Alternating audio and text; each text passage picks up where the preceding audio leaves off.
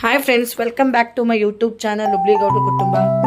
So ಇವತ್ತು ನಾನು ಈವ್ನಿಂಗಿಂದ vlog start ಮಾಡ್ತಾ ಇದ್ದೀನಿ. ಈಗ ನಾನು ಇಲ್ಲಿ ಏನು ಇಡ್ತಿದ್ದೀನಿ ಅಂದರೆ ಆಲೂಗಡ್ಡೆನ ಕುದಿಯೋಕ್ಕೆ ಇಡ್ತಿದ್ದೀನಿ. ಸೊ ನಾನು ನಿಮಗೆಲ್ಲ ಹೇಳಿದ್ದೆ, ಮಾರ್ನಿಂಗ್ ನಾನು ನಿನ್ನೆ ನಾನು ಇಡ್ಲಿಗೆ ನೆನೆ ಹಾಕಿದ್ದೆ. ಮಾರ್ನಿಂಗ್ ನಾನು ಇಡ್ಲಿ ಟಿಫನ್ ಮಾಡಿದ್ದೆ. ಸೊ ಈಗ ನನಗೆ ಇಡ್ಲಿ ಹಿಟ್ಟು ಮಿಕ್ಕಿದೆ. ಅದನ್ನು ನಾನು ಯಾವ ರೀತಿ ಸ್ನ್ಯಾಕ್ಸ್ ಥರ ಮಾಡ್ತೀನಿ, ಈಗ ಮಕ್ಕಳಿಗೆ ಇಷ್ಟ ಆಗೋ ರೀತಿಯಾಗ. ಸ್ನೇಹಿತರೆ, ನಾನು ಗ್ಯಾಸ್ ಆನ್ ಮಾಡಿದ್ದೀನಿ. ಇಲ್ಲಿ ನಾನು ಆಲೂಗಡ್ಡೆ ತಗೊಂಡಿದ್ದೀನಿ. ಎರಡರಿಂದ 3 ಆಲೂಗಡ್ಡೆ ತಗೊಂಡು ಇದಕ್ಕೆ ನಾನು ಈಗ ಉಪ್ಪು ಹಾಕ್ಬಿಟ್ಟು ಆಲೂಗಡ್ಡೆನ ವಿಸಿಲ್ಗೆ ಹಾಕ್ಸ್ತೀನಿ. 2ರಿಂದ 3 ವಿಸಿಲ್ ಆದ್ರೆ ಸಾಕು. ಸೊ ಅಷ್ಟರಲ್ಲಿ ನಾನು ಇದು ಸ್ಟಫಿಂಗ್ ಮಾಡಕ್ಕೆ, ಈಗ ನಾನು ಮಾಡ್ತಾ ಇರೋ ಒಂದು ಸ್ನ್ಯಾಕ್ ನೇಮ್ ಬಂದು ಸ್ಟಫ್ಡ್ ಇಡ್ಲಿ ರೋಲ್ ಅಂತೇಳಿ. ಸೊ ಇದು ಎಲ್ಲಾ ಮಕ್ಕಳಿಗೂ ತುಂಬಾನೇ ಇಷ್ಟ ಆಗುತ್ತೆ. ಇದ್ರ ಜೊತೆಗೆ ನಾನು ಒಂದು ಸ್ವಲ್ಪ ಬನಾನಾ ಮಿಲ್ಕ್ ಶೇಕ್ ಮಾಡ್ತಾ ಇದ್ದೀನಿ.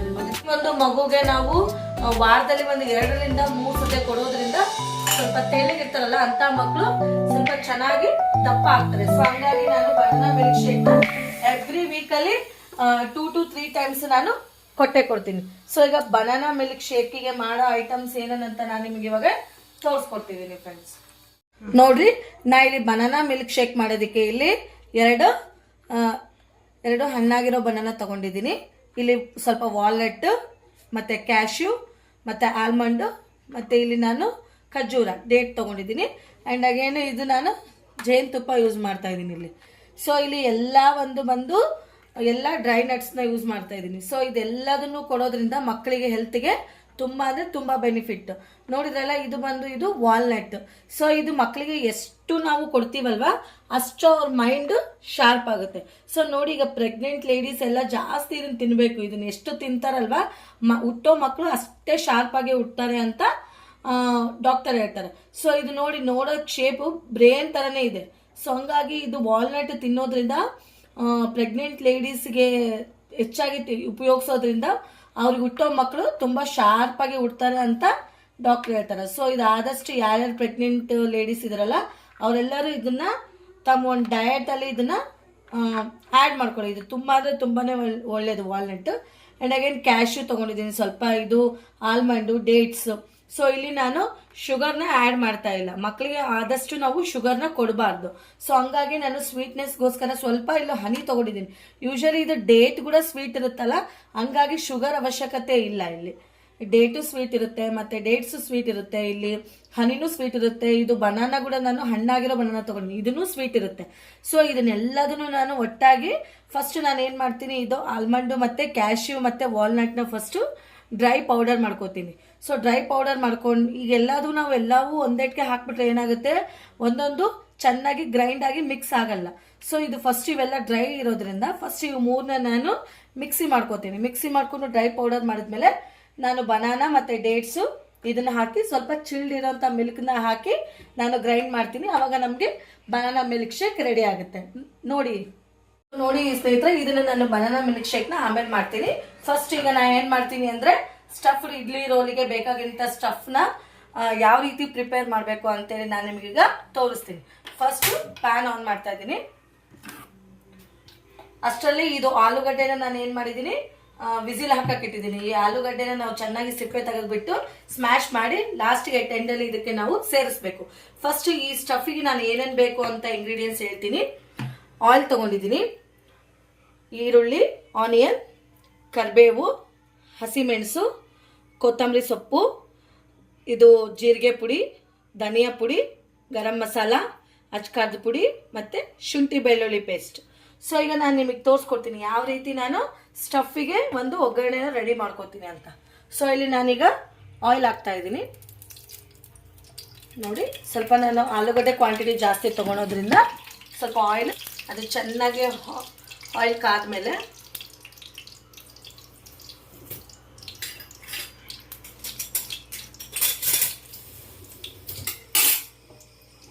ಇದಕ್ಕೆ ನಾನು ಸಾಸಿವೆನ ಹಾಕ್ತಾ ಇದ್ದೀನಿ. ಸಾಸಿವೆ ಚೆನ್ನಾಗಿ ಸಿಡಿಬೇಕು. ಆಮೇಲೆ ಜೀರಿಗೆನ ಹಾಕ್ತಾ ಇದ್ದೀನಿ. ಸ್ವಲ್ಪ ಜೀರಿಗೆನ ಜಾಸ್ತಿನೇ ಯೂಸ್ ಮಾಡಿ. ಜೀರಿಗೆ ಜಾಸ್ತಿ ಯೂಸ್ ಮಾಡೋದ್ರಿಂದ ಡೈಜೆಷನ್ಗೆ ಒಳ್ಳೆಯದಾಗುತ್ತೆ.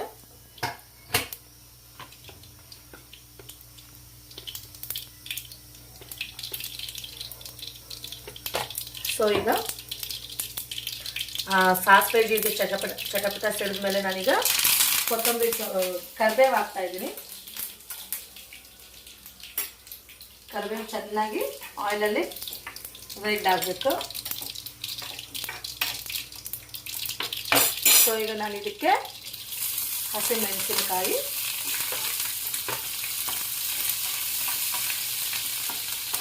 ಸ್ವಲ್ಪ ಗ್ಯಾಸ್ನ ಸಿಮ್ ಮಾಡಿ ಚೆನ್ನಾಗಿ ಇದಾದ್ಮೇಲೆ ಇದಕ್ಕೆ ನಾನು ಈರುಳ್ಳಿನ ಹಾಕ್ತಾಯಿದ್ದೀನಿ, ಆನಿಯನ್ ಹಾಕ್ತಾಯಿದ್ದೀನಿ. ಆನಿಯನ್ ಬಂದು ಚೆನ್ನಾಗಿ ಆಯಿಲಲ್ಲಿ ಫ್ರೈ ಆಗಬೇಕು.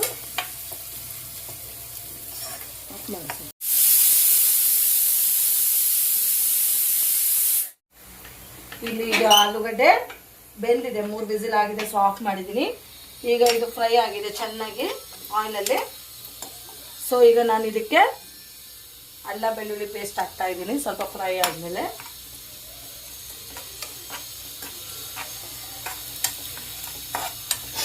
ಅಲ್ಲ ಬೆಳ್ಳುಳ್ಳಿ ಪೇಸ್ಟ್ ಹಾಕಿದರೆ ಇದರಲ್ಲಿ ಆಯಿಲಲ್ಲೇ ಚೆನ್ನಾಗಿ ಫ್ರೈ ಮಾಡಬೇಕು, ಯಾಕಂದರೆ ಹಸಿ ವಾಸನೆ ಹೋಗುತ್ತೆ ಇದು. ಸೊ ಇದಕ್ಕೆ ನಾನು ಈಗ ಜೀರಿಗೆ ಪುಡಿ ಮತ್ತು ಸ್ವಲ್ಪ ಧನಿಯಾ ಪುಡಿ ಮತ್ತು ಗರಂ ಮಸಾಲ ಮತ್ತು ಖಾರದ ಪುಡಿ, ಸ್ವಲ್ಪ ಖಾರದ ಪುಡಿ ನಾನು ಕಡಿಮೆನೇ ಹಾಕಿದ್ದೀನಿ. ಬೇಕು ಅಂದವರು ಜಾಸ್ತಿ ಹಾಕ್ಕೋಬೋದು, ಯಾಕಂದರೆ ಉಪ್ಪು ಸೇರಿಸ್ತಾ ಇದ್ದೀನಿ. ಉಪ್ಪು ನೋಡಿ ಹಾಕ್ಕೊಳ್ಳಿ, ಬೇಕಂದರೆ ಆಲೂಗಡ್ಡೆ ಸೇರಿಸಿದ ಮೇಲೆ ನೋಡಿ ಇನ್ನೂ ಬೇಕಂದರೆ ಆ್ಯಡ್ ಮಾಡ್ಕೋಬೋದು. ಇದು ಚೆನ್ನಾಗಿ ಈಗ ಮಸಾಲೆ ಎಲ್ಲ ಹೊಂದ್ಕೋಬೇಕು. ಇದಕ್ಕೆ ಆಲೂಗಡ್ಡೆನ ಆ್ಯಡ್ ಮಾಡ್ತಿದ್ದೀನಿ.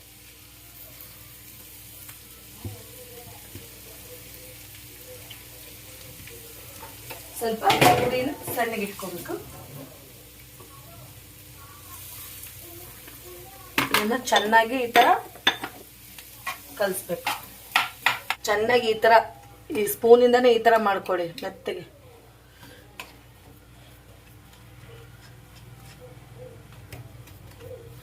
ನೋಡಿ ಎಲ್ಲ ಇದು ಮಸಾಲೆ ಎಲ್ಲ ಇದು ಕಂಡ್ಕೊಂಡಿದೆ. ಸೊ ಈಗ ಲಾಸ್ಟಲ್ಲಿ ನಾನು ಕೊತ್ತಂಬರಿ ಸೊಪ್ಪನ್ನ ಆ್ಯಡ್ ಮಾಡ್ತಿದ್ದೀನಿ. ಈ ಥರ ಇದನ್ನು ಚೆನ್ನಾಗಿ ಈ ಥರ ಪಲ್ಯನ ಈ ಥರ ಎಲ್ಲ ಮಿಕ್ಸ್ ಮಾಡಿಕೊಂಡು ಇದನ್ನು ಸ್ವಲ್ಪ ಆರಕ್ಕೆ ಬಿಡಬೇಕು. ನಾವು ಆರಿದ್ಮೇಲೆ ಇದು ನಾವು ಕೈಯಿಂದ ಈ ಥರ ನಾವು ಹಿಂಗ ರೋಲ್ ಕಟ್ಕೋಬೇಕು. ಈ ಥರ ರೋಲ್ನ ಕಟ್ಕೋಬೇಕು. ಕಟ್ಕೊಂಡ್ಬಿಟ್ಟು ಒಂದು ಪ್ಲೇಟಲ್ಲಿ ಇಟ್ಕೊತಾ ಇದ್ದೀನಿ ನಾನೀಗ. ಈ ಥರ ರೋಲ್ ಆಗ್ಬೇಕು ಚೆನ್ನಾಗಿ. ಇದು ಎಷ್ಟು ಯಾವ ಸೈಜಲ್ಲಿ ಮಾಡ್ಬೇಕಂದ್ರೆ ನಾನು ಈಗ ಈ ಸೈಜ್ ಲೋಟ ತಗೋತಾ ಇದ್ದೀನಿ ನಂಗೆ ಸ್ಟಫ್ಡ್ ಇಡ್ಲಿ ರೋಲ್ ಮಾಡೋಕ್ಕೆ. ಸೊ ಈ ಸೈಜ್ ಆಗಷ್ಟು ನಾನು ರೋಲ್ನ ಮಾಡ್ಕೋತಾ ಇದ್ದೀನಿ.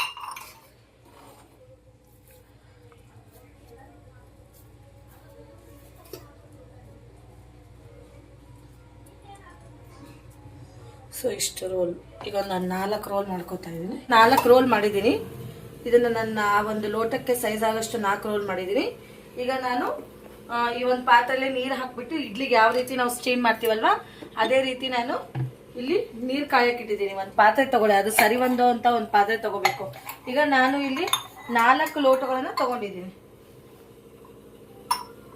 ಸೊ 4 ಲೋಟಕ್ಕೂ ನಾನೀಗ ಆಯಿಲ್ ಹಚ್ತೀನಿ.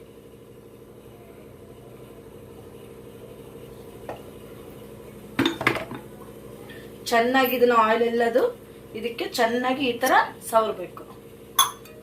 ನಾನು ಬೆಳಗ್ಗೆ ಮಿಕ್ಕಿದಂಥ ಇಡ್ಲಿ ಬ್ಯಾಟರ್ನ ನಾನಿಲ್ಲಿ ಯೂಸ್ ಮಾಡ್ತಾ ಇದ್ದೀನಿ.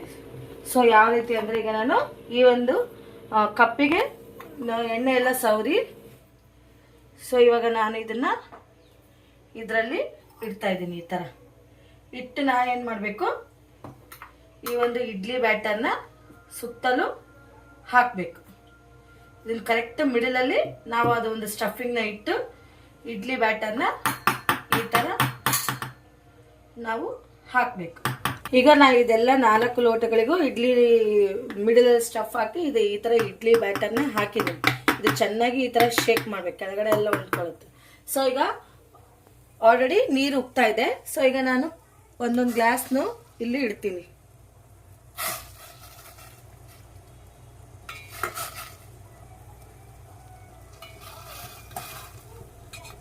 ಸೊ ಈ ಥರ ಎಲ್ಲ ಗ್ಲಾಸ್ನ ಇಟ್ಟು ಈಗ ನಾನು ಸ್ಟೀಮ್ ಹಾಕ್ತೀನಿ. ಇದ್ರ ಮೇಲೆ ಒಂದೇನಾದರೂ ಈ ಥರ ಮುಚ್ಚಳ ಹಾಕ್ತೀನಿ. ನಾನು ಇದು ಸರಿ ಒಂದ ತೊಗೊಂಡಿದ್ದೀನಿ, ನಿಮಗೆ ಯಾವುದು ಸರಿ ಅನ್ಸುತ್ತಲ್ಲ ಆ ಥರ.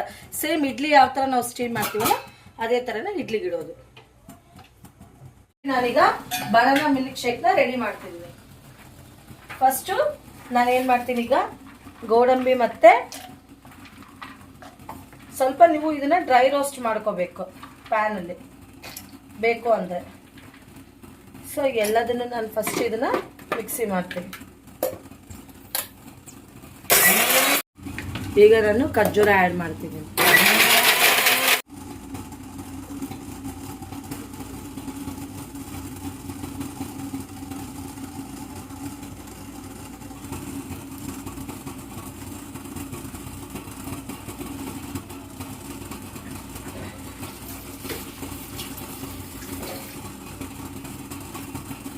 ಸೊ ಇದಕ್ಕೆ ಈಗ ನಾನು ಹನಿ ಆ್ಯಡ್ ಮಾಡ್ತಿದ್ದೀನಿ. ಸ್ವಲ್ಪ ಹನಿ ಮಕ್ಕಳಿಗೆ ಕೊಟ್ಟರೆ ತುಂಬಾ ಒಳ್ಳೆಯದು, ಹಾಗಾಗಿ ಸ್ವಲ್ಪ ಹನಿ ಆ್ಯಡ್ ಮಾಡಿದ್ದೀನಿ.